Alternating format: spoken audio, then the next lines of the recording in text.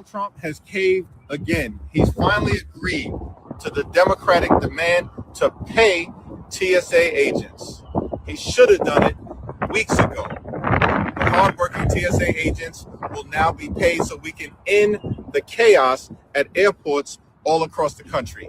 And now we're on to continuing the fight to get ICE under control, because we believe that taxpayer dollars should not be used to brutalize or kill American citizens or violently target law-abiding immigrant families. Your taxpayer dollars should be used to make your life more affordable. It's the last month to see a rare slave ship timber at the Smithsonian. It will be removed from the National Museum of African American History and Culture at the end of March and returned to its home museum in South Africa. It carries within it the story of more than 500 captive Africans and the more than half of the enslaved people who tragically perished in the turbulent waters. In its final weeks in Washington, it continues to leave a powerful impact on visitors. The artifacts are extraordinarily powerful. I really loved the way those particular artifacts were displayed, the iron ballast bars, the remnants of the timbers just sort of suspended in darkness, almost like in a void.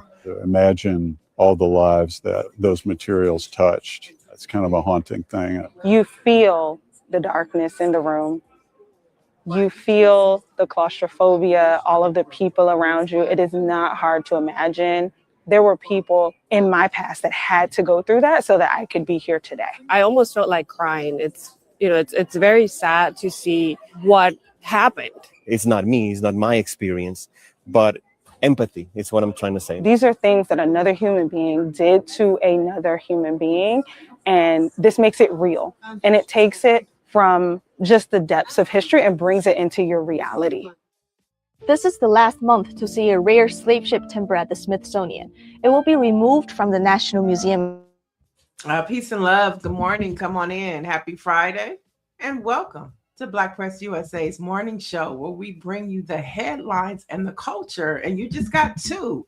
There's a victory that the Democrats won by holding the line. TSA is funded, and the fight to abolish and defund ICE agents continues. And then you saw a story that we have been tracking here for months. The Smithsonian African American Museum of Culture artifacts continue to be removed. And this story right here, the AP amplified. Last year, myself, along with Stacey Brown and our producer Greer, went to the Smithsonian because that's when the first talk started about pulling certain artifacts to rewrite what happened to Black folks in this country. So that was important for you to know. And so we're going to talk a little bit about what happened on Capitol Hill yesterday. But first, let's welcome in our Friday co-host, the host of the Jill Munroe Show on Tavis Smiley's KBLA Talk Radio here in LA, Miss Jill Munroe. Good morning. Hi, good morning. Happy Friday. How are you? I am good. You know, I'm feeling good. I'm loving what I woke up to last night. I saw Hakeem Jeffries' announcement that Donald Trump was going to do an executive order, but then I wake up to a headline from Black Press USA, which means that all of you guys make sure you follow on social media handles so you know what's happening from the Black perspective. The Senate then came through and unanimously moved to fund most of the Department of Homeland Security except for ICE and part of Custom and Border Protection in a rare overnight session. So Jill, I think this shows that people power really have the power. And this is right before, of course, tomorrow, the big No Kings rally happening all across the country. So for me, I mean, was Tyler Perry going to have to do it? Is that the embarrassment that caused? I'm just glad that TSA workers are back receiving their checks. It's been a little over a month that they have been without receiving their paychecks. Can you imagine? and the ones that are still showing up to do their job. I mean, if you think about 9/11, TSA workers are essential from that perspective, since we haven't been able to go to the gate freely since then in over 20 years. So just watching this administration is interesting, and the way that things are turning out. So Right. And it's disheartening because it shouldn't have had to take a month for the working American everyday people to get paid. You know, we should not have gotten caught up in Donald Trump's circus that he's running. But unfortunately, because he is the American leader, we get caught up in all his BS. So I want to start though with the chat because it's important. Warren G says it's Happy Swag Hoodie Day. So on Fridays, Warren G rocks the HBCU hoodie, and today he says he's rocking Texas Southern. And that's pretty cool because my niece, Kaden, goes to Texas Southern. So shout out to Texas Southern. Yesterday, we uplifted the women's athletic department, who is now, making history over there. We also have Southbound in the building. He wants to talk about Tyrese and the verses, and we are going to talk about that today. He says JSU is in the building, the love. And then, of course, forensic accountant, they're stuck on you, Jill. They said, wait, Jill? I know I'm not seeing things. Jill is up at 5 a.m. Yes, she is. Shout out to forensic accountant. And then Michelle Madison is checking in. RNG says removing artifacts from a museum, but putting back Confederate statues in public only in the USA. And speaking of USA, born in the USA, Bruce Springsteen is going on tour. I read to kind of rally the people, to get them involved, to let them know that what's happening in our country is not okay, and don't get comfortable with it. Get angry about it. But I'm so excited for the TSA workers. I wish we had some sound effects because I would want the horns blowing and the hands are clapping, because those people are going to get paid. Some of those people were sleeping in their cars because they couldn't afford gas. So they slept at the airport so they could just do their job. Oh, okay. Okay, Greer.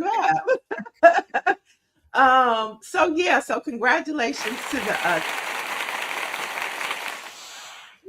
Okay. All right. See, we're getting somewhere. Now we got some sound effects. So yeah, I'm excited for the TSA workers. I'm glad for travel, because a lot of people, a lot of Black folks who love to travel, who have their passports and are stamping them, that was a little anxiety. And it was like, who wants to wait in line for 5 hours just to get to a plane? And listen, TSA being out of sorts robbed us of a genuine appearance last night at Versus, but we can talk about that when we get into that. So, talk about that. Look at that. Now, the question remains, will ICE remain in the airports? Now, we know we've heard Steve Bannon talking about this is a test to see how they engage just with everyday people ahead of the midterms. So, and what is the question is, will they continue to train ICE agents? Because there were pictures going viral yesterday of TSA workers who were not being paid training ICE workers to do their jobs. Mm-hmm. So that still remains a question too that we have to track, because I don't want ICE in our airports. Do you? Chat, do you want ICE in your airports? Let us know. I know I don't. So because hopefully they'll be ID and all of these things that are a violation. ICE is not a police, entity. They just don't need to be there for all of the reasons that we can list. Yes, I don't want them asking me about my social media because I know I won't get back in the country. Okay, I'll be left in customs. Okay, they go through my social media. And so those are anxieties that we feel in a country where freedom of speech is supposed to reign supreme. So we'll talk more about that as the developments unfold, and we'll get more into that on Monday. But today we want to feel good. It's Friday. We had a victory for TSA. The culture is culturing this week, from Jay-Z to, Salt and Pepper and In Vogue and TLC announcing a tour. The iHeart Awards were last night. The Versus was last night. The culture is popping. I love it. And we're going to get all into it. But first, let's start with our morning poll. I don't know if you've heard, folks, but Netflix is reportedly eyeing another price hike. It started yesterday. The price hike is here. So they are pushing premiums to $27 a month. So the question in the poll is, at what point do you officially cut the cord? So if it's A, you're already done with Netflix because you're tired of them spiking the prices. Is it B, 25 is your limit? Or C, I'll pay whatever I need my show. So how do you guys feel about the Netflix price hike? Do you even have Netflix? Let us know in the chat. How about you, Jill?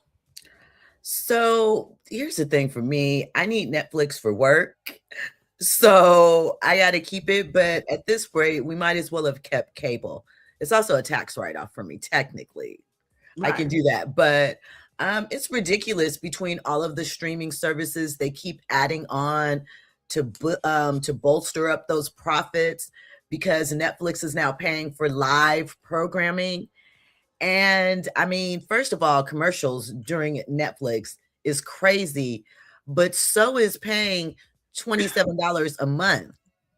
Do you know, like if you have Max, which is about to go away, HBO Max and BET Plus, they're all going to be rolled into Paramount with another fee hike, and just, it's kind of ridiculous at this point. I mean, it is ridiculous. I just bought a Fire TV for my office, and so I'm learning that's a whole different, so I have a Roku TV in my bedroom. I have a Fire TV in my office, and then in the living room, I have a Samsung. And so it's like I'm starting to, and I have a Spectrum, right? So I love Spectrum because they have an app. I don't have the boxes. And if you don't know, folks, Spectrum, get the app. Get rid of all those boxes. You're paying all those fees for those boxes, and you can have an app on your TV for Spectrum, just like you have for Netflix. It saves tons of money. But I'm trying to figure out now, do I want to just go the app way, or do I keep my Spectrum too, right? Because I pay for Hulu, but now I can pay for Hulu through Spectrum. And so it's like you have to figure out the matrix that works best for your household, and then it's the most affordable, right? And so it's just the streaming, like you said, we should have just kept cable. All this is unnecessary. It's way too much. I remember my cable bill had gotten kind of outrageous before I cut cable a few years ago. It was like $400 a month.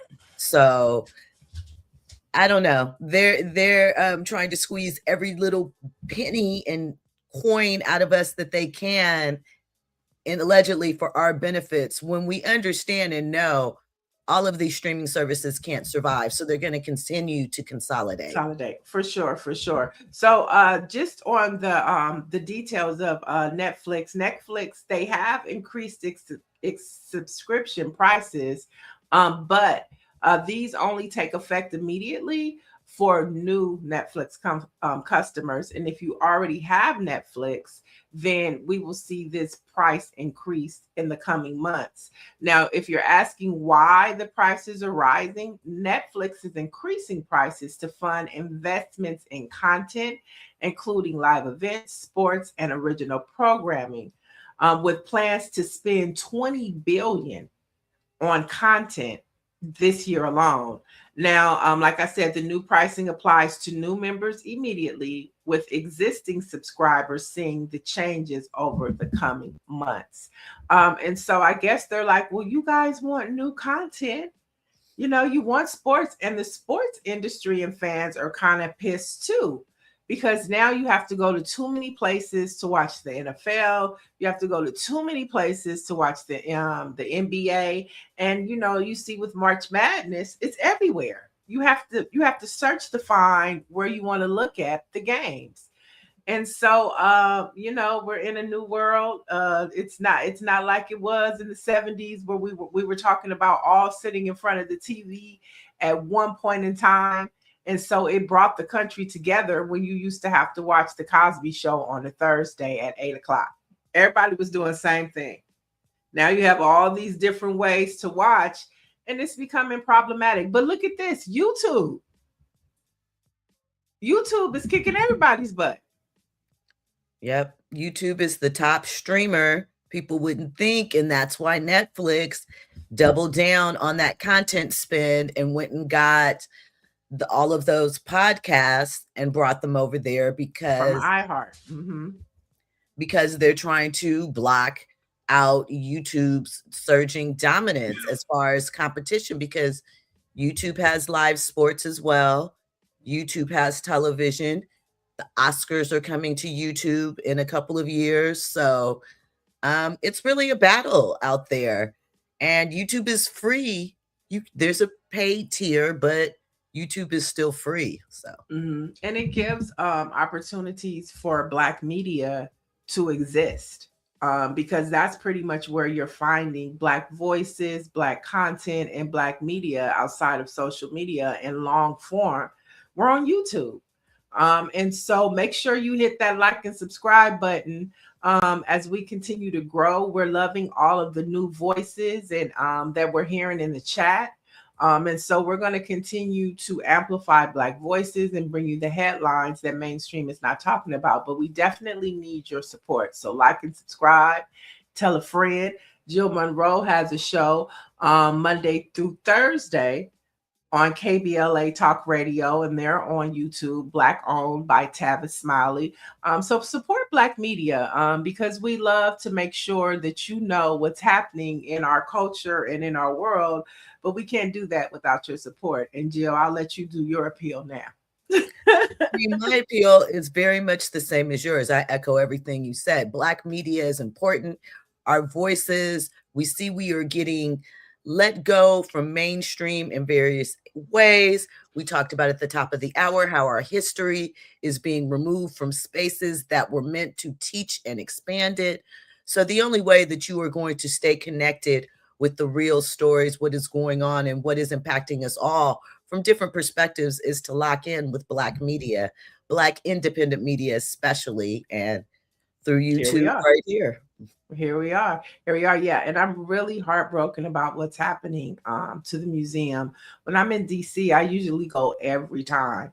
And I didn't get a chance to go this time. But I mean, that room alone where the artifacts of slave ships are, it is very eerie. I mean, when you walk on the wood, it creaks. And they did an amazing job of taking you into that space as close as possible, and you feel it. You saw white people, Black people in that video. They feel it. And so it's just so odd that white men in this country want to erase. It's not odd. It is their ancestors. They are their ancestors' wildest dreams, just like we are. And for whatever reason, they don't want to take accountability for what their ancestors did. And what they're doing is doubling down, saying that we haven't forgot, and we're going to try to bring back whatever the mayhem and the despicable actions that you did. I'm talking about white folks. They're saying we want to continue that. And so we have to pay attention. So I think the victory, hopefully Democrats see on Capitol Hill, that if they hold the line, they're going to get some results. Yeah. Going to get some results. So we have a lot to talk about this morning. And I first wanted to talk about this story that's beginning to trend. And it's a conversation worth having. John Bryant is trending for a conversation he had about luxury brands. Take a look at this. 76% of all luxury goods are bought by poor people.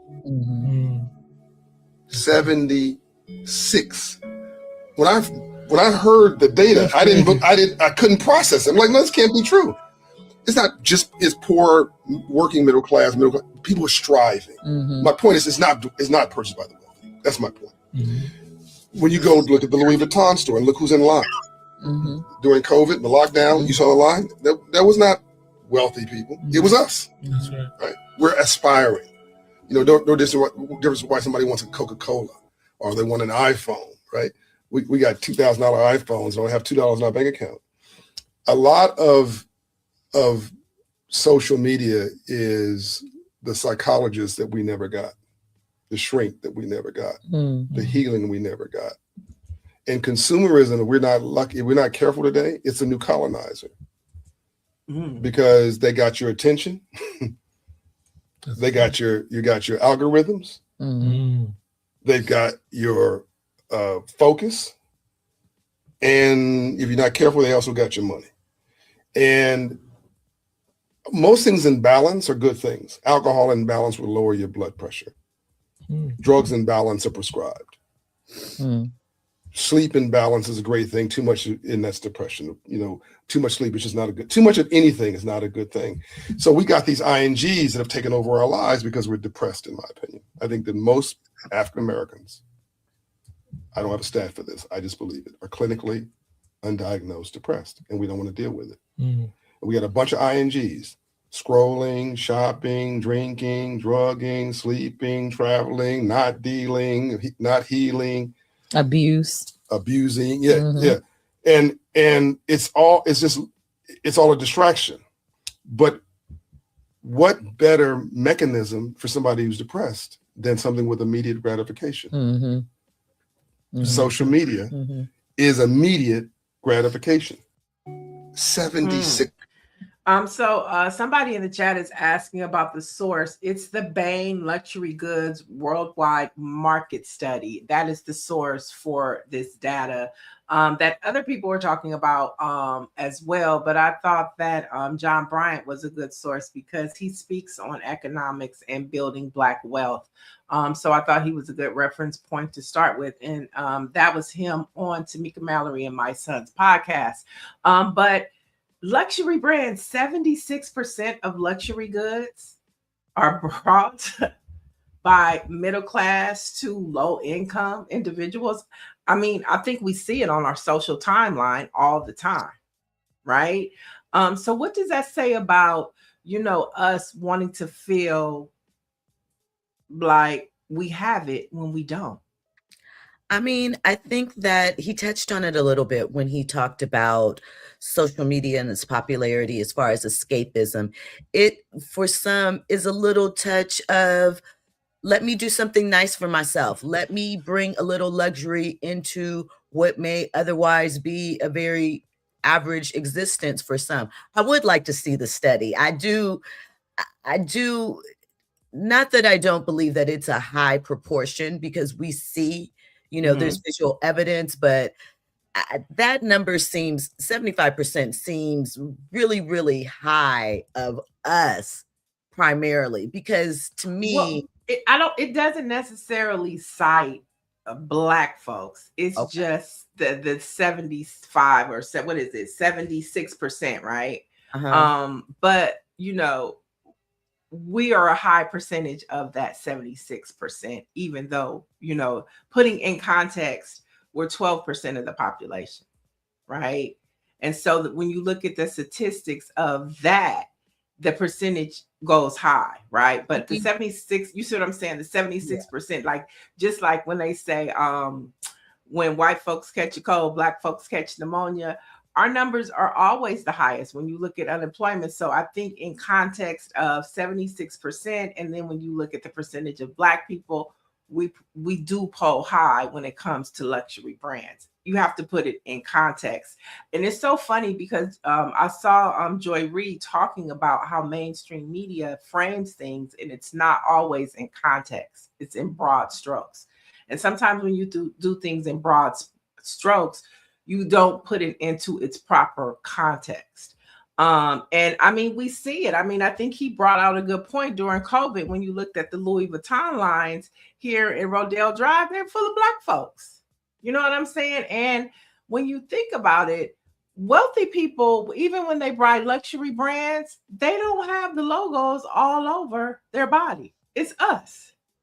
I mean, we do buy the flashier pieces, but I like to push back just ever so slightly on the notion that wealthy people don't buy these brands. These brands wouldn't be in business if these wealthy people were not, contributing down. Our little buying of, and I'm not saying it doesn't hit the bottom line, we tend to buy the pieces that are on the lesser expensive side, I should say. So I like to push back just a little bit because wealthy people do spend money, but comparatively, it is the difference. I understand the bottom line. We need more assets. We need more grounding in our community to rally around. We need to treat our brands the same way that we treat these luxury brands. So I respect it and I understand it, but I'm also very careful about, as you mentioned, the language that we put around us and our habits and things like that, because I also feel like sometimes in the rush to help and to put us into a better situation, there's a lot of shaming, and I do think shame should come back, but not in a helpful way in some of these conversations, because it's easy to just say, don't buy Gucci, buy an asset. But the day-to-day lifestyle, sometimes people need a pick-me-up. Sometimes they need encouragement. Sometimes they don't have the information, which is why platforms like this are important to know how they can turn that $150 wallet purchase or passport holder purchase from Gucci or Louis into purchasing a stock asset or something like that. They don't realize how easy it is. They don't understand compounding interest and things of that nature. So I feel like we got to be careful in how we set ourselves up in order to help. Right. And I think I love a lot of the things that you said. And, I think, we should treat ourselves, but, like within like the Asian community and even the Latino community, their recycled dollar lasts longer than the Black recycled dollar. And I think that's getting to the core of the conversation, recycling Black dollars. When you buy something, do you consider buying, a Black fashion designer? Right? When we go get our nails done, I need to go today. It's making me think. I don't know of a Black nail technician, but do we recycle our Black dollars the way we should? Because if we're talking about luxury brands, there are a lot of Black designers now that participate in Fashion Week that's preparing to dress muses for the Met Gala, right? Mm-hmm. So I think that should come into the conversation too. Not just, luxury brands, but what luxury brands are we buying? Are we recycling our Black dollars? Are we being trained? Are we training our children to recycle Black dollars? Or are we training them to go for the Louis Vuittons, to go for the high end? I'm not a high end person, so they just don't roll off my tongue. But these are questions. Let's look at what the chat is saying. Forensics is saying John is smart enough not to throw a percentage out there without citing the source. I cited the source. And I know I saw a couple of other ones that piggybacked on John. They cited that same source. Chris says, go for high quality, lowest price Blacks. Stop giving companies free advertisement. There's a point there, but I don't know if you should be speaking on Black people if you're not Black, and you should watch your tone. Southbound says they fake the lifestyle till it's time to lose it all. Then nobody wants to help because you had it all. So Mike V says, yes, but our people are willing to buy counterfeit luxury brands to feel like they are part of a class they are not. Well, maybe, knockoffs aren't bad. Who knows? You know what I'm saying? Here's the thing with knockoffs. Like you said, all races buy knockoffs. If you've ever been to Canal Street, New York, you've seen all races out there. But I think to that point, is it a look? Is it a status symbol? Your point about elevating Black brands is very important, because I feel that we are oftentimes harder on our Black brothers and sisters as a brand. We take them through their paces, critique them on everything from pricing and structure, but we don't have that same type of smoke or complaints for these more traditional high-end brands. We, don't try and negotiate them down or pick them apart or bring them down. And I think that that is a whole other conversation about our psychology when it comes to luxury brands and how we treat them and how we place them, and kind of box them in as well and don't allow them to grow because we look at them as Black and we put more pressure on them. There's nothing wrong with a little treat, but you have to make sure that your home is in order. You have to have some priorities, some things that, like you said, you can go back to, some things that are going to grow. It can't be your whole lifestyle. It can't be I'm Gucci, Louis, Prada, so I'm cooking, Or it's like when when we buy a pair of red bottoms, when we sit down, we keep the bottom up in the air because we want everybody to know that we have on these red bottoms. And so, like you say, it's a psychological thing, like even when you go in the stores as Black people, the way that we're treated, if we're not a notable face and we go right down here to Beverly Hills and we walk into these high-end stores, we're going to be treated and we're looked upon a different way. I mean, it's just facts. It's this thing of, do you belong? And so it's a whole psychological thing that, we should really be talking about. But I think that the key thing is, how long does a Black dollar last within our community? Are we recycling Black dollars like other cultures and communities are? And we really need to pay attention to that and be conscious about being in our communities, supporting the local skincare line, supporting the local Black beauty supply place. These are all things that make our community better. And we should just be conscious about. I'm not saying that we just should only buy Black goods and services, but we should be more conscious about, spending Black dollars with Black businesses. Indeed, I feel the same. Nancy Wall says, who made the red bottom of your shoe significant? Louis Vuitton. That's who. Oh, and it was us. It was us. It's not Louis Vuitton. Who is it? Christian Louis Vuitton. Louis Vuitton. Louis Vuitton. Yeah. Louis Vuitton, not Louis Vuitton. Louis Vuitton. Yeah. Yeah. See, I don't know. Yeah. See, I don't even have. They're just for Parker and Sex in the City. I don't own a pair of red bottoms. I just don't. Now, maybe if I felt like they were in my price range, maybe I would, but I'm not going to break my back to go buy a pair of red bottoms when I probably could buy 50 pairs of shoes for the price of one red bottom.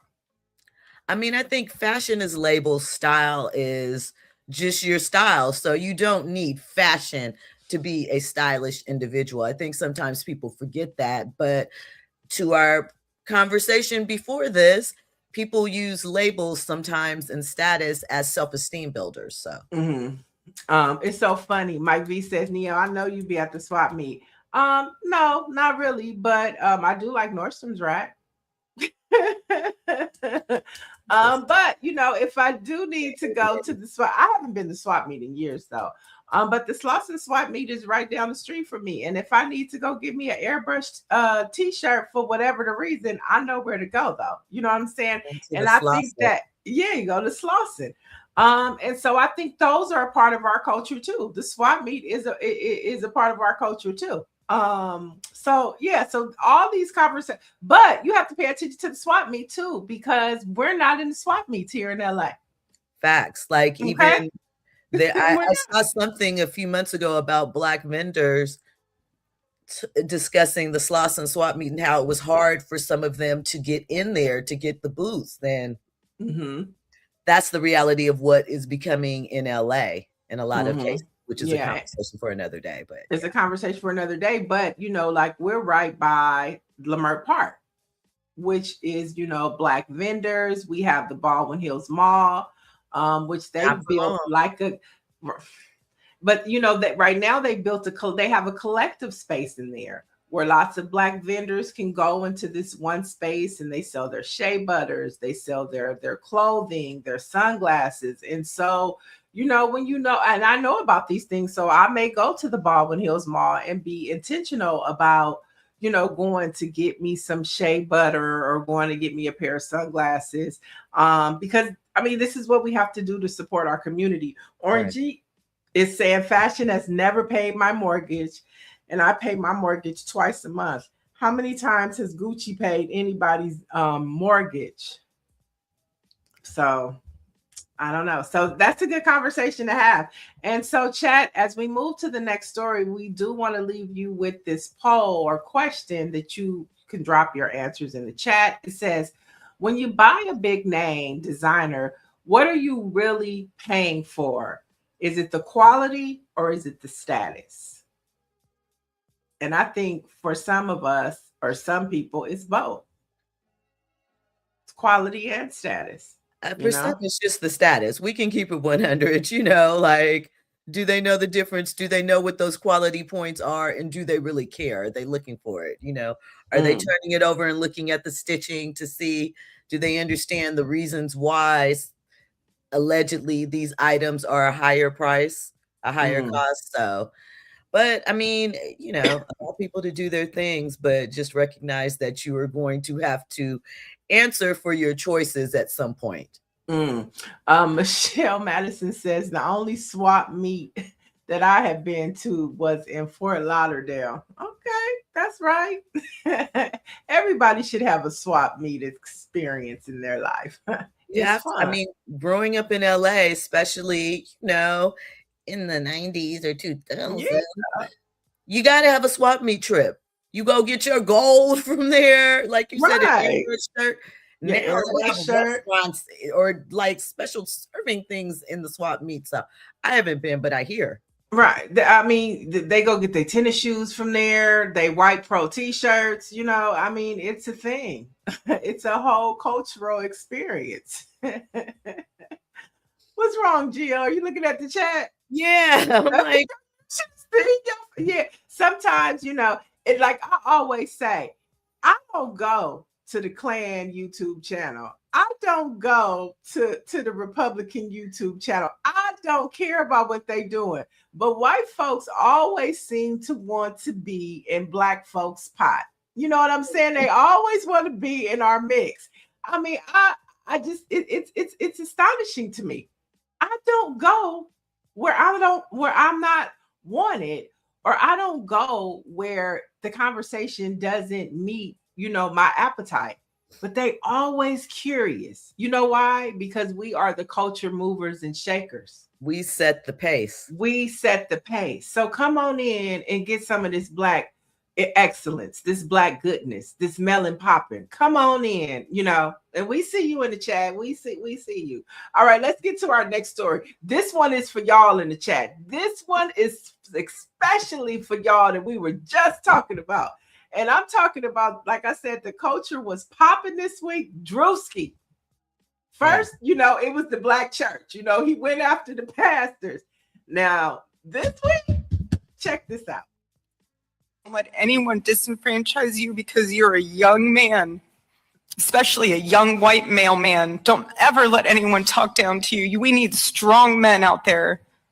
We have to protect all men in America, especially all white men in America. Those are the boys that we care about in this country. America is built on their backs. Don't let anyone disenfranchise you. Baby, Greer, if you go to Drewski's page and pull the whole thing, I didn't pull it because it had music in there and I didn't want us to get flagged, but we could show the B-roll. So Drewski decided this time, like I said, last time he was a Black pastor. This time he wanted to for everybody to know what it looks like when white women speak up for the cause. And so that was, I guess, Erica Kirk, you know, the likeness or whatever, a pure comedy. But she didn't take too kind to it. White folks are pissed. And Erica Kirk took to Twitter or X or whatever it is, and she said, and she tweeted, "But if I did blackface as part of a skit, I'd be canceled and called a racist." Drewski is loving it. He thinks it's funny. This is what you call the First Amendment, right? It's what you call comedy. Jill, what did you think of Drewski's skit? I was crying. I saw this. I was like, what? The accuracy, the thing that Drewski always gets right. And this is the second time he's done this type of makeup style with his comedy. He also did the NASCAR redneck thing that got people going a little bit too, is the details. He finds the small details, the moments that we all recognize, and that's why we all have the laugh. It was so on point. I think within 12 hours of it being put up, it had already had like 36 million views, 300,000 likes, something like that. It's just, you know, the organic pup cup. Right. Perfect. He is our version of In Living Color. We really couldn't have a show like In Living Color in this current time frame. Drewski couldn't do what he does if he was probably under, you know, a network or something like that. But because he's totally independent and funds himself, he can get it in. And like I said, the details, the points, he matched Erica Kirk's entrance with the fireworks and her walking out. I think it was to Nicki Minaj that particular time, as well as her cadence and mannerisms. This is what happens. This was literally said, like, young white boys need to be protected on stage. So it's comedy and it's a mirror, you know, even with the Black pastors, you know, Drewski puts a mirror up to the foolishness. You know, like, this is what you look like. Okay. And so I don't know what the problem, this is what you look like. So he did it with the Black pastors. He's doing it now with white women. I mean, this is what y'all look like. Okay. I mean, and he does it with us too. Like, he's that's what talking I'm about saying. dating scenarios or different things. It's the small details that put it over, because we're all like, I recognize that. I know that person. I've seen this before. And it is one of those small moments where we can all come together and laugh. I'm telling you, I know that there's some white conservatives that are probably laughing at it because they know it's true too. And it's comedy, okay? Like, come on. It is the art of comedy, okay? And if you know comedians, this is what they do. This is what they do. It is hilarious. And so it'll be interesting to see how they handle it. They're talking about lawsuits. Drewski, when I looked last night, it was at 5 million likes on Instagram. And so, I mean, it comes with the territory. He's okay with the heat. And so I can't wait for the next skit. I can't wait for the next one. He's hilarious. This is his moment. Shine, Drewski, shine. All right, here's another story that's trending, and it's all about knowing your worth and speaking up for your value. So following Michael B. Jordan's Best Actor win at the 2026 Oscars for his role in Sinners, and we loved it, he deserved it, Michael B. Jordan is reportedly knowing his worth during negotiations for the upcoming Miami Vice reboot. Take a look at this. Jordan was already attached to the Miami Vice remake, and then he wins the Oscar and then comes back to the producers of Miami Vice and says, I no longer want the $5 million that I initially agreed I would take for the film. I want $18 million. The producers have then gotten back to him and said, look, we had a verbal agreement. Nothing was signed, but we had a verbal agreement for $5 million. $18 million is too much of an increase. It's a hard one for me because I understand both sides. Yes, Michael B. Jordan, you deserve that level of money. But if you already agreed for this film before you won the Oscar, then you get that money for the next film you agreed to do, not for this one. Know your worth. And I think at the same time, like, yeah, he probably verbally agreed to the $5 million, but yeah, things have changed. Like, he's an Oscar winner. He's the only Oscar winner in that cast. His thing is like, we'll just say a number And if they say yes, and we get that. Because that's negotiating. Like, I don't think he'll get the 18 million. He might get something like 13 or 12, which I think more reasonable than 18. But again, like, if this movie, you know, goes on to make $1 billion and he's like, oh, I only got paid like 4, like, he was like, what the hell? Like, you've got to get your worth. Michael B. Jordan was already attached to the Miami Vice. So you see, I mean, I totally agree. Everything is negotiable, right? Everything is negotiable. And since they said that they intentionally held back from signing the agreement until after the Oscars to see how things would go, I think that's a smart business move. What's your take, Jill? So not only is it a smart business move, let's be real. Miami Vice originally premiered in the 80s. We had the first remake with Colin Farrell and Jamie Foxx, which was a flop. Do we need a Miami Vice in 2026? I'll answer, we don't. But if you have Michael B. Jordan in the cast, it's just going to be that much more better, and people are going to show up for that. I like Austin Butler. I enjoyed him in Elvis.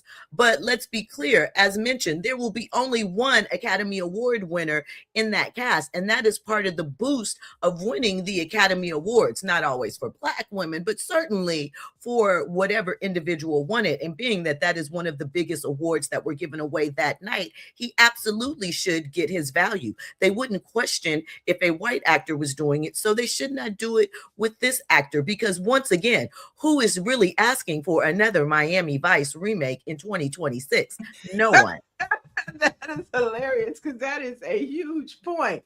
But I mean, I think that it's important for people to understand that negotiations is, you know, you set your price, you know, you probably won't get it, but you know, you want something more than what you initially discussed. And so I don't think that there is anything wrong with him wanting to be paid for his value. I don't think that there's anything wrong to negotiate what you bring to the table, because sometimes the other person doesn't see your value until you make them, or you put it in front of them to acknowledge. And so I think that he, like the latter gentleman said, he probably won't get 18 million, but he probably will get around 12 to 13. And that's more than 5. Okay. And so that's what this is about. This is a business, right? Who's, like you said, who's asking for Miami Vice? Nobody. And Michael B. Jordan is going to open the movie. Let's say he were to walk away. Now, there are several people that you could put in that role, but that are attractive action stars and can bring in a box office audience. You kind of got to give him that. Right. If you want this movie to succeed and be more than just kind of, you know, another remake that we're tossing out there. At least that's my thoughts. Right. Yesterday's price is not today's price. That's right, Fat Joe. Okay, it's not.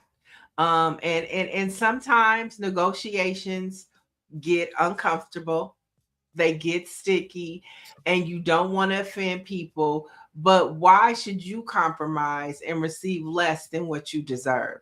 I mean, that when I saw that, you know, there are things that I'm going through right now, and I was empowered to stand my ground. Like, you know, yesterday's price, what you talked about 2 years ago, or what you talked about back then, yesterday's price is not today's price. And when you know your value and you know what you bring to the table, you need to stand on business. And hopefully you'll get past it, and then you get back to your kumbaya moments. Okay. I'll meet you at craft service. What time is call time? 7 o'clock, or where we need to be, and we'll be all good. But right now we got to take care of this business. Okay. So there's more news. We were talking about Netflix earlier. So, you know, A Different World is in production in Atlanta. And, you know, I saw Derek J. He's doing hair and styling over there. But they've added some more of the old school to the new school. Don Lewis and Glenn Truman are now officially returning to the Netflix A Different World reboot. Now, Jaleesa, remember Jaleesa and Colonel Bradford, they are returning. And who are you most excited to see? I was about to say Greer, you could chime in on this too. And Jill, I know Jada Pickett Smith, she posted that she's returning as well. We know that Jasmine Guy, Kadeem Hardison are returning, but the show is based upon those two characters, Whitley and Dwayne's daughter. So that it's based upon their, their extension. But all of the old cast members are coming back. How do you feel about that, Jill? And Chad? I'm interested to see it. Felicia Pride is going to be the showrunner. She has written on several shows. She had a movie that came out, I think it was called Really Love, with Kofi Seabrae, and it was a romantic comedy. Me personally, I'm looking forward to see Lena James. That's Jada Pinkett's character. I loved me some Lena James back in the day. Of course, I want to see Whitley and Dwayne. It's their youngest daughter that is going through there. So Freddie is coming back too, and Ron Bell, who was his character's name Ron too? I think it was Ron. Yeah. So, and the character, the actress that played Kim, she's coming back. So they have a lot of the old school characters coming back in the mix. Jennifer Lewis is reprising her role as a professor. So, wow, there we have it. To see that's Felicia down at the bottom next to Debbie Allen. I'm excited to see what the mix is going to be like. Sometimes these, reimaginations can be a little sketchy, but this one I feel like is for the culture, especially for the time. I think it's a necessary vibe because it will be a reminder of the HBCU experience and lifestyle for people, to keep that at top of mind so that, people will keep considering that to send their children to as far as education. So I'm hoping it'll be good fun. Debbie's back in the mix. She put the special sauce on the original to give it that HBCU life touch that was missing from season 1, obviously. So I think it'll be good. I would like to see some new IP, some other things, but I'm excited about the reboot. I think it's smart for them to have this intergenerational approach to the show. Because, just basing it on just a total new audience is tricky. But when you bring back all of the old characters, it's going to bring back that Gen X audience, because we want to know, where Whitley and Dwayne are. Okay. More than we want to know about the daughter. We want to meet the daughter, but we want to meet the daughter through them. So I think bringing back these old characters is smart, because we're going to tune in, and then, you have this younger generation that you're hoping will chime in as well. You can go ahead, Greer. I'm a little nervous. I'm going to say I'm as nervous as I was when She's Gotta Have It did their reboot, because when we try to do, these shows that were like, so personal to a lot of us at the time, and they try to, it just doesn't, I don't know, it doesn't land for me. You know what I mean? It absolutely doesn't land for me. In fact, my kids who are, of college age and adults, they like the old stuff better than they like, the new stuff. So I don't know. I think just, I'm glad to see that a lot of the original people who are involved were involved now. I just don't know that. I don't know. I can't say that I'm excited. I'll put it like that. You know what I mean? Because reboots never really work for me. They just don't. Yeah, I totally get that. I'm hoping, like I said, that it will create a similar excitement for the younger generation, for HBCUs and that aspect of life, like it did for us. We know, and I shouldn't say this because this is not fair, but we know it's not going to live up to the original. It's just not. Maybe it will for the kids, but for us, it's just, seeing what happens. But I want to see as many of our Black actors and actresses and behind the scenes talent get work. So I got to support it from that aspect, because that's a great point. That's a great point. Yeah, I agree too. I agree with that as well, Jill. I'm definitely excited about it because I've been watching since they put it back on Netflix, which I think was smart. It's definitely one of the top watch shows on Netflix.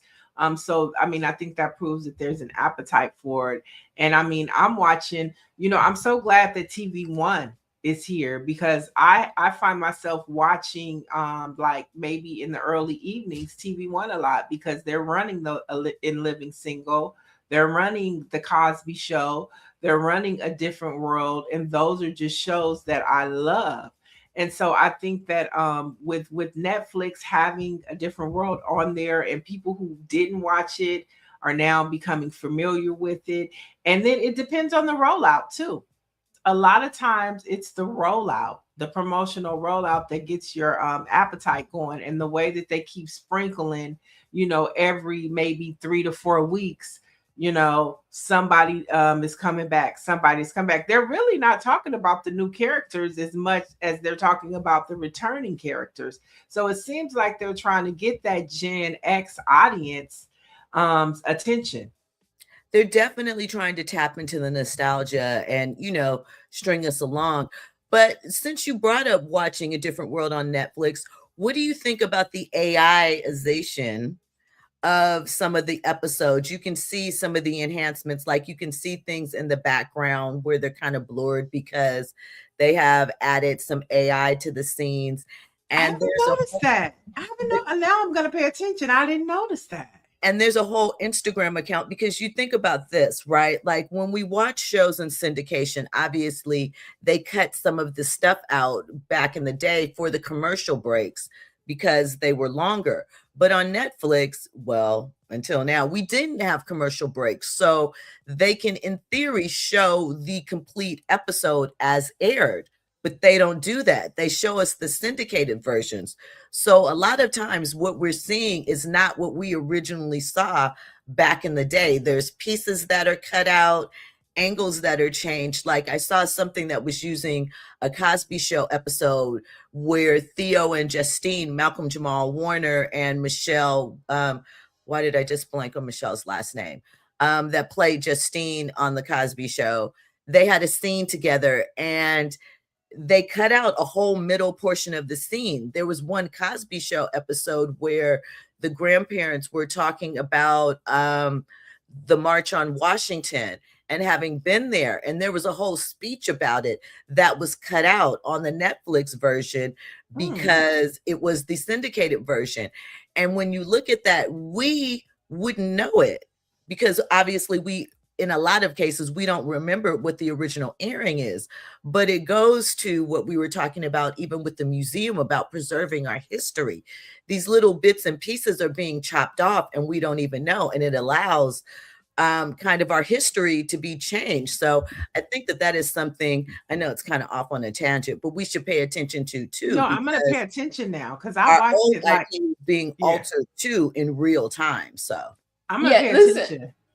Go ahead, and especially, Jill, you bring that up in terms of preserving our history, because remember there was that situation with Malcolm Jamal Warner with on the Cosby Show, and he had something. I think he wore a shirt, or there was a picture or something in the bedroom about South Africa, and Bill Cosby went to bat to keep that in, and NBC didn't want that, and so now we're talking about Netflix being in control of this type of content.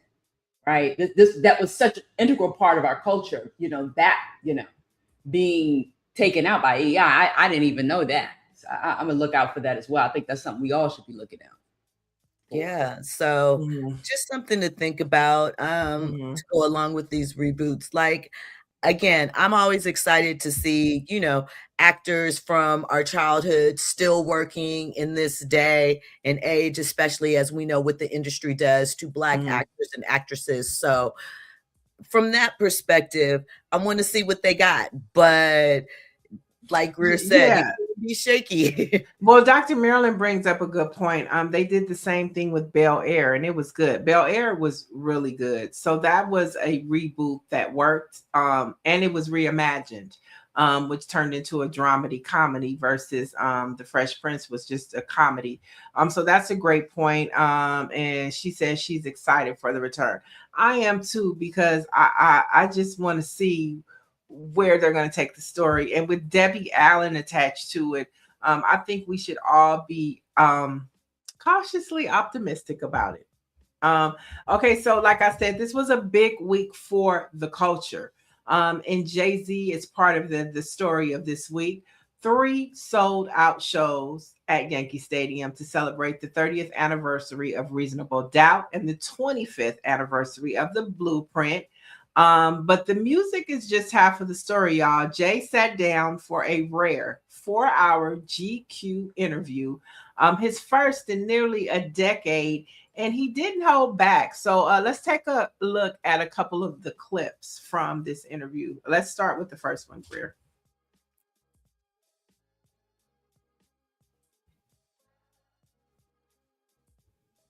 Hey. Just doing things the right way, even when that comes to like attaining wealth and continuing to amass wealth. We're talking about B-sides. One of your illest lines to me is face to the ceiling, race to $1 billion, heaven on earth, will his wings still fit him? So like, what's the answer to that question? Is it a constant struggle to maintain? Your morality defines who you are, right? It's not what you've attained. It's not a dollar amount that changes you. Yeah. And if so, what is that dollar amount? When does it start? Is it 100,000? Is it 150?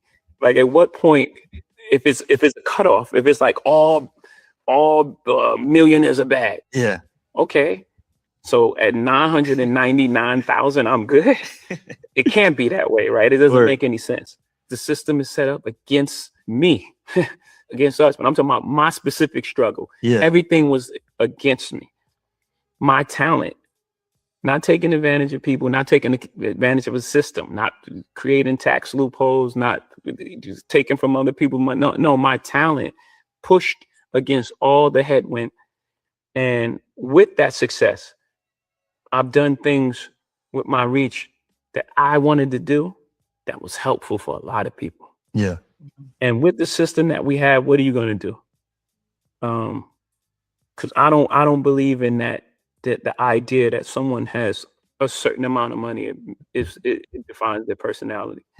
So when you have, looking back on the last year, it was hard, really hard. I was like heartbroken. Really? Yeah. I'm glad we got right to that, so we could just get that out the way. Okay. Like I was really heartbroken by like everything that occurred, with all like, we in a space now where it's just like, almost like consequence is not thought about enough. So everything is so instant. You know what I'm saying? Yeah. And like that whole Busby. This civil lawsuit that was dropped, dismissed. That shit took a lot out of me. I was angry. I haven't been that angry in a long time. Uncontrollable anger. Like you don't put that on someone. Like that's the thing that you better be super sure. It used to be like that. Like you have to be super sure before you put those kind of things on a person, especially a person like me. Like even when it's the time. Wait, Greer, before we get there, can we stop? Greer, can we stop before we get there? Well, I wanted to talk about a couple of the clips. I want to talk about the first clip that he talked about, because I think, I think that was a significant point, because he was talking about becoming a billionaire from a person with nothing, right? And so how he looks at wealth and how somebody that is a Nepo baby or a transfer of wealth from generational wealth is different, because he comes from nothing, and he's talking about from the sense of how he got to where he is. And he's the same person. Basically, he was saying he's the same person from Marcy that he is today. Now, of course, when you come into money, you elevate. But I thought that was interesting to hear him talk about being a billionaire. What are your thoughts, Jill? So for me, I know people, call Jay-Z, and he addressed some of this, a capitalist, and they feel as though he's changed, he extorts people, or whatever their thought process is. And some people don't understand why we are so excited when these other people become billionaires or their status.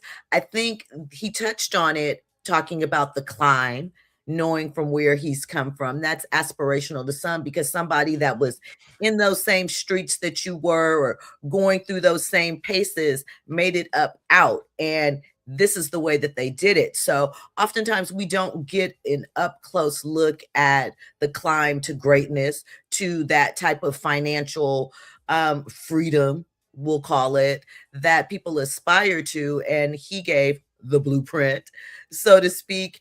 And I feel like we are really hard on our own in every aspect. And so we will support you, support you, support you. But when you get to a certain point, it's like it clicks and it's like, you're not of us anymore. So I think it's an important conversation to have, because money does change the conversation for so many of us in so many different ways. And it impacts how we look at people. And even if we respect them to a certain degree, if they acquire too much. Mm-hmm. Mm-hmm. And then he also talked about, you know, his 2025 year, the accusations, and how he was really, really angry about the situation, you know, because it wasn't just attacking him. You know, he has young children. He said he had to talk to his wife and let her know what was happening. And the way he handled the situation, I think is worth a conversation about as well, because he didn't allow the system to define him. He pushed back, and he won. And he said that, you know, there are consequences to your actions. So you just not gonna say nothing about me and think that I'm not gonna respond because I'm afraid, because I didn't do nothing. You know, that I mean, that's what he said, and he fought back. And so one of the things he said was his 2025, he was on defense. This year it's offense. And so what were your takeaway? When we were on the show on Tuesday, when I was on your show, you said that he was the boogeyman to a lot of people. And I want you to touch on why you say that a lot of people define him as the boogeyman. I feel like Jay-Z over these past couple of years is hip hop's boogeyman, because you've heard Nicki Minaj, Jay-Z and Live Nation, they're not good people, but she'll never elaborate on what they allegedly did. We've heard that, oh, Jay-Z, he put Kendrick on the Super Bowl because he has a problem with Drake. Like, he is attributed to the downfall or the lack of motion in a lot of people's careers. And I think a lot of that has to do with Beyonce and their union. It just, you know, it's two powerful figures in music coming together. And I'm not saying there haven't been any conversations or whatever, because I don't know the inner workings, but I feel as though, again, when we see people reach a certain level of success and the packaging looks too neat for us, then we start looking for cracks and we start looking for reasons why this individual is so great. Now, I don't believe in idol worship, so to speak, but I feel like you can give people their props and respect for what they have done without thinking that everything that they do is beyond reproach. And I think with Jay, calling someone a PDF and the type of accusations that he was accused of in that particular lawsuit, I think that would make anyone angry, because it's not just taking advantage of someone, it's taking advantage of a child. No one wants to have that type of reputation attached to them. So especially when you have young children. And you know, when we were talking about the boogeyman label, you know, my response was that I think a lot of it has to do is because the Carters remain silent and they don't respond to 95% of the stuff that is said about them. They just, you know, let it roll off their shoulders, or they don't respond. And I think that's why this conversation that he had, you know, had the chatting, the social media, you know, doing their thing. Forensics brought up, first thought, GQ is not Black media, regardless of the interviewer. But that's like one of those things where he can't win for losing, because at least he made sure that the interviewer was Black. But as Black media, that's something that we could push up on Rock Nation for and ask them. And I think that that's our job as reporters, to go to Rock Nation and say, hey, are you talking? Is Jay-Z going to talk to any Black outlets? You know, is he going to stand on business like he said in his interview? So I think that a lot of the times, if he doesn't make the choice, it might be our job to push Rock Nation to talk to Black media outlets or choose one, right? Maybe he really thought that he was doing something by choosing a black journalist to interview him for GQ. But what I'm seeing in the chat is they're saying that's not enough. He needs to talk to a Black outlet. So maybe we need to push up on Rock Nation and say, knock, knock. I mean, I feel that I would like to see, because every time he does decide to talk to us, and I understand you're Jay-Z, he does select certain media types. Now, this young man that interviewed him, I believe that they've had a prior relationship. They talked about in the interview him emailing Jay-Z, asking him questions about his lyrics and stuff. So I think he's talked to him before. They have a certain relationship, and the guy was really well knowledgeable as far as Jay-Z's music base, which I think is important, because sometimes you see these interviews and there's been a lot of talk about influencers or whomever interviewing people that don't know enough about the history or to connect certain things. So I did appreciate that this guy had a knowledge of Jay-Z's catalog and they could speak to some of those things. It was a great interview. It was a great interview, you know, and you can't take that away from that journalist, whether he works for a Black outlet or a white outlet. To your point, he knew the lyrics, he knew the nuances of the conversation, and he did a great job. Now, traditionally, Jay-Z, don't be surprised if he doesn't talk to Angie Martinez, but that's still a white-owned entity that she works for. iHeart is not Black-owned, but Angie Martinez is one of his go-tos when he wants to talk. Another person that he would talk to is Torre, right? That's another one, as well as Elliott Wilson, who recently went under surgery. I actually saw him at the Earl's Grill block party on Saturday. Okay. And, you know, he looked like he was moving slow. So, you know, Elliott Wilson is another one, and he works for Complex, I believe it is. So there are go-to people that he goes to, and I don't think it's about the outlet, but it's about the connection and how well people know his vibe. So, I mean, he probably— I would like to see him in conversation with someone new, though. I wouldn't mind. This guy, I didn't know him. Did you know him? I didn't know him he was either, new. but I guess, I mean, when I say that is new, but I guess, I mean, you know, just a different type of media. Again, I appreciated this conversation, but I would like to see him, just like I would love to see him talk to you or to talk to me. I just maybe not as precisely placed, because again, this gentleman was knowledgeable. It was a great conversation, but I would like to see a conversation that I feel isn't as cultivated. Is that the word I'm looking for? Curated, maybe. Yeah. Well, nevertheless, the podcasters were talking about this interview. Everybody wants to know, is this a soft launch or is this a one-off? But take a look at what Carmelo Anthony had to say about what he thinks this concert is all about. We could look at the clip now, Greg. Gotta be a build up to halftime show. Gotta be. Because you're not gonna, it's the timing of it is almost perfect as far as the time frame you need to build up to the Super Bowl announcement. I would love to have Jay there. Kendrick did it, Usher did it, Bad Bunny did it. Yeah. Like, so you only could go up. Yeah. You know what I mean? Once you start announcing, I'm gonna be doing this many shows. You set the bar. Yes. You set the bar. So now it's perfect timing. This is 30th year, anniversary of the album. Why wouldn't I do the Super Bowl? Right. You niggas is bugging. Like, it gotta be a build up to. So, I mean, I'm thinking that we were talking about this too. Like, is this the soft launch or is this a one-off? So chat, let us know, or I don't even know if y'all care. But I do. I want to know, you know, is this the soft launch? Or, you know, should you get these tickets to the Roots picnic and these 3 concerts because this is it? What do you think, Jill? I had never even considered that he might be building up for the Super Bowl.